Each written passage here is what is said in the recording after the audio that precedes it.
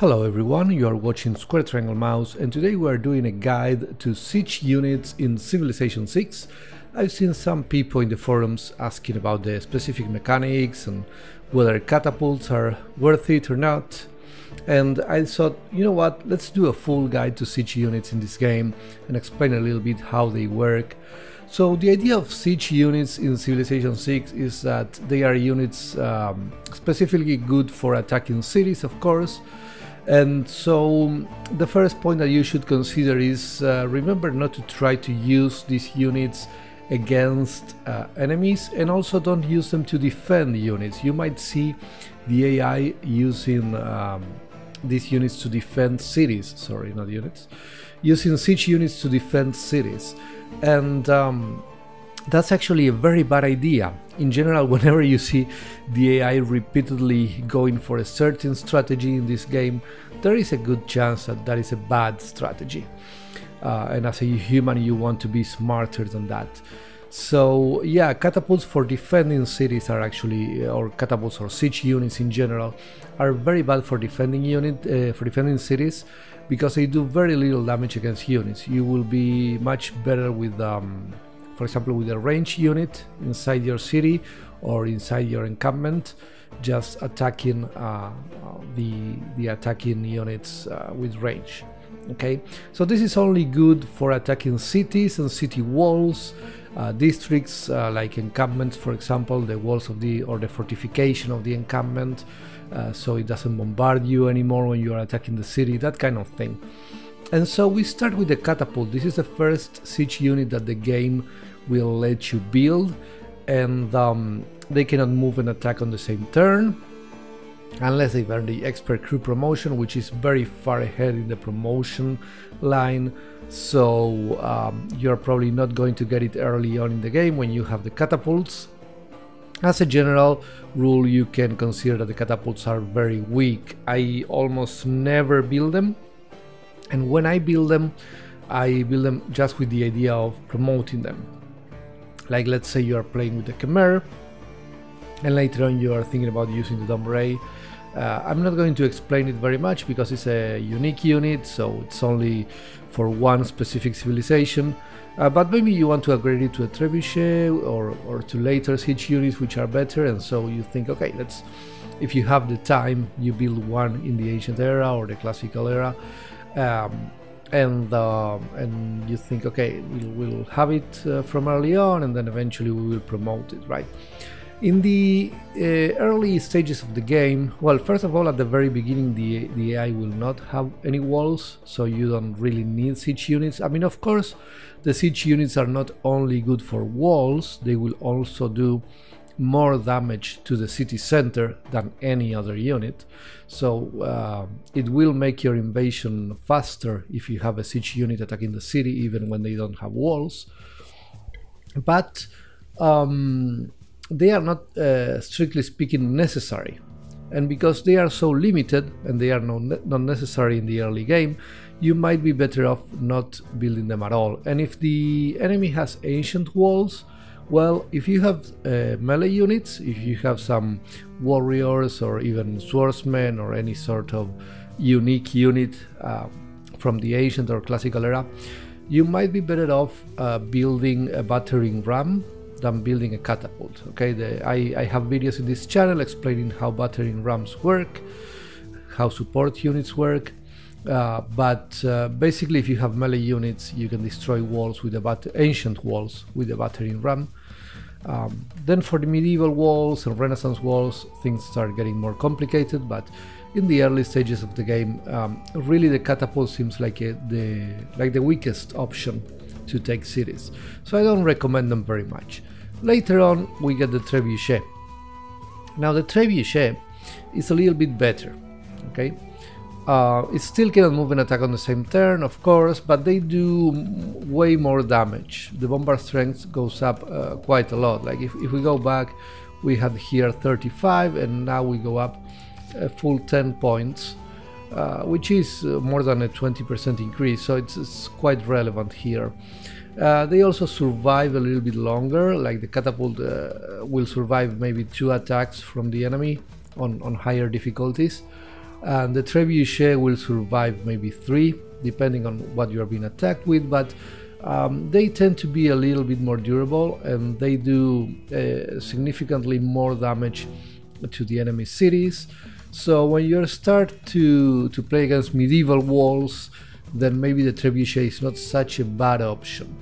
That being said, it's also not a super strong option. So if you're skipping catapults, so you don't have anything expert to be upgrading to a trebuchet, you might want to skip the trebuchets as well. Okay. Later on, however, we get the Bombard, and now is when siege units start being a lot more interesting. Starting in the mid to late game with the Bombards, things start changing quite a lot. You need metal casting for them, but at this point in the game you shouldn't take too long to get to metal casting. It's not such a difficult technology, and it's very easy to boost because you will always have 2 crossbowmen in your game, or almost always, especially if you go for an aggressive militaristic type of game. So it shouldn't be so difficult to get the technology that gives you the Bombard. They are not so expensive to build either, at 280 production. They have more melee strength and more bombard strength, and now you start to get some really nice numbers here. And also the AI starts getting stronger walls. Okay, you might be fighting against Renaissance walls already by the time this happens, and so you need something really strong, like your siege support units, like the battering ram and the siege tower. They're going to be obsolete at this point in the game. So really the only way to properly deal with walls in this moment will be the Bombard. So it becomes, this siege unit becomes a lot more interesting than the previous ones, even in some occasions almost necessary to really take walls if you are still conquering cities. Like if you are going for a domination game, for example, on high difficulties, it's very unlikely that you can finish a full domination game without building any Bombards. It's going to be very difficult for you. Also at this point you're going to start getting closer to the flight technology. You might even get the flight technology before getting the artillery, which is the next one here. You need steel for the artillery, but before that you might actually, let's go back to the units. Yeah, you might actually get flight. And so we're going to the support units here, and we are going to talk a little bit, even though it's not a siege unit, it's a support unit, but we're going to talk a little bit about the observation balloon. Here it is. So the moment you get flight, which as I said could happen when you still have Bombards instead of artillery, when you get flight you can get the balloon, and this one grants +1 range to siege class units, okay, within 1 hex, which means if you have this unit on top of a Bombard, that Bombard will have +1 range, but any Bombards that are next to this balloon will also get the bonus. So you could be giving the bonus to 2 or even 3 Bombards, or Bombard corps, or Bombard armies, which will be very, very strong. Sorry, you can completely destroy very strong fortifications by attacking with a bunch of Bombards at the same time, all of them getting the bonus of +1 range from the balloon. Why is this bonus so important? Well, let's go back to the Bombard, shall we? Why is the +1 range so important? Why is the balloon so good? Well, because here you have a range of 2. Now, sorry, the city fortification will also have a range of 2 to attack your siege units, and they will do it. This is a very important piece of information. The city walls will always prioritize your siege units. They will always attack them first. The AI will properly identify the siege units as a very important threat for their cities, and they will always attack them first. So if you are 2 tiles away, you will be attacking the city walls, but the city fortification will also attack your unit. Now, once you get the +1 range from the observation balloon, suddenly you can attack from 3 tiles away. and the city walls will never get that +1 range, which means you can attack the walls without your siege units getting attacked. So you can completely destroy the city fortification without them being able to do any damage to your siege units. This will make your attack a lot safer and a lot faster. So that's why the observation balloon is such a game changer when it comes to helping siege units. It will make your bombards first and your artillery later a lot better, just way more efficient, way stronger. And finally we go to the artillery. So the artillery comes after the bombard. As I said before, the bombard is already kind of a necessity in the middle game when you start fighting against Renaissance walls. So you're probably going to have a few of them already by the time you research steel, so you are probably going to upgrade them to artillery with some promotions, which means maybe by the time you get these units you already have the promotion expert crew, which allows them to move and attack at the same time, which is of course very good, will make your attacks a lot faster. So the artillery, you are going to find that it's very strong. I pretty much never do late game wars without artillery. So if you're playing for domination, maybe the last AI or the last 2 AIs that you conquer, you are going to get help from your artillery. Of course, if they have coastal cities, you can also attack with something like a battleship. Where is the Naval Combat? Yeah, you can use the battleship, and the battleship has also a range of 3, so the battleship can attack the walls without getting attacked itself. So of course for coastal cities you are going to be using the battleship, okay? But for continents, if you are playing a Pangea map, or if you are attacking inner cities, let's say your strongest enemy in the late game has their capital inside the continent, you cannot reach it with battleships, you will definitely want to have some highly promoted artilleries with balloon support, of course, so the range becomes 3 instead of 2, so your artilleries will never be attacked, okay? And that's really everything you need to know. I mean, of course later on you can get the rocket artillery, but I pretty much never use it, because by the time you research guidance system, you should probably already be winning the game.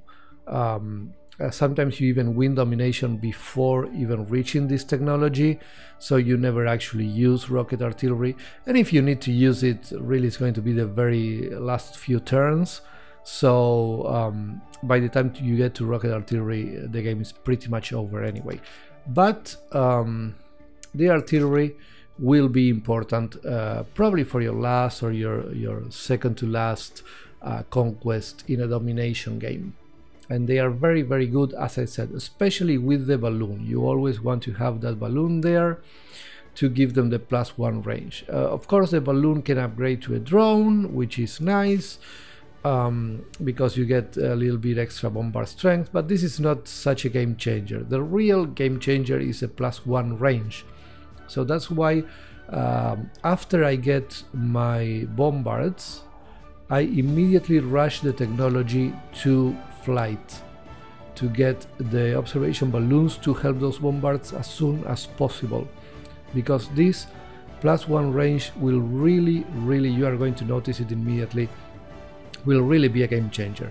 You are going to destroy those fortifications before they can attack you at all, and with that you are going to be conquering cities so fast that it's going to be a piece of cake basically once you have these balloons operational with some nice bombards.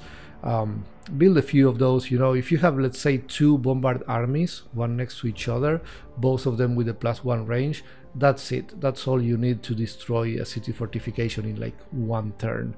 It's really easy to do once you have your strong bombard armies with a balloon for support. And you only need 1 balloon, maybe 2 at the most. So you don't even need to waste so much production because you don't need to build many of them. But getting at least 1 of them is really a strong game changer when it comes to siege units.